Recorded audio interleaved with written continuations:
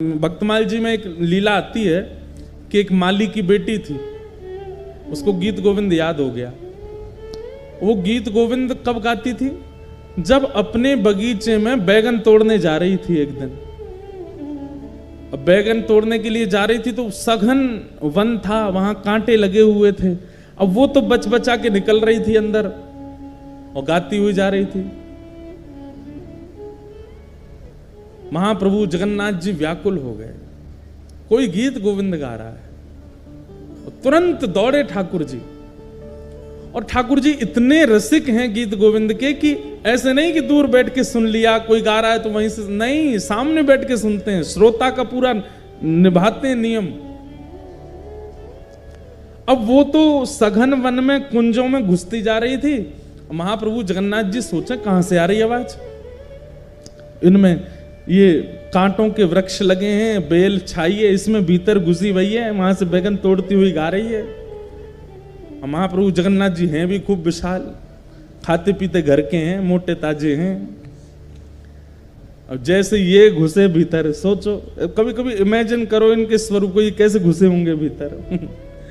जैसे ही भीतर पहुंचे तो कहीं कहीं से तो वस्त्र फट गए इनके, कहीं पर कांटे लग भी गए, लेकिन मधुर मुस्कान ठाकुर जी सुन रहे हैं। कभी कभी लगता है कि महाप्रभु जगन्नाथ जी 24 घंटे प्रसन्न मुद्रा में ही रहते हैं। क्यों? क्योंकि 24 घंटे कहीं ना कहीं गीत गोविंद चलता ही रहता है, इसलिए ठाकुर जी प्रसन्न रहते हैं, इतना प्रिय है ठाकुर जी को। तो महाप्रभु जी उसका गीत गोविंद सुन रहे थे, बड़े भाव से गा रही थी। जैसे गीत गोविंद विश्राम हुआ, महाप्रभु जी दौड़े मंदिर के लिए।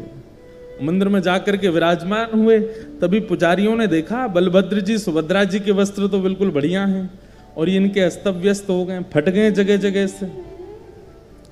पूछा, हे महाप्रभु जी, ये आपके वस्त्र कैसे फट गए?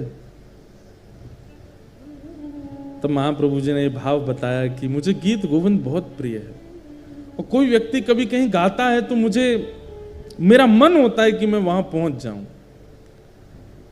अभी कहां गए थे? तो बताया, बोले एक माली की बेटी है, बैगन तोड़ के गाती है, मैं घुस गया भीतर, फट गए मेरे वस्त्र।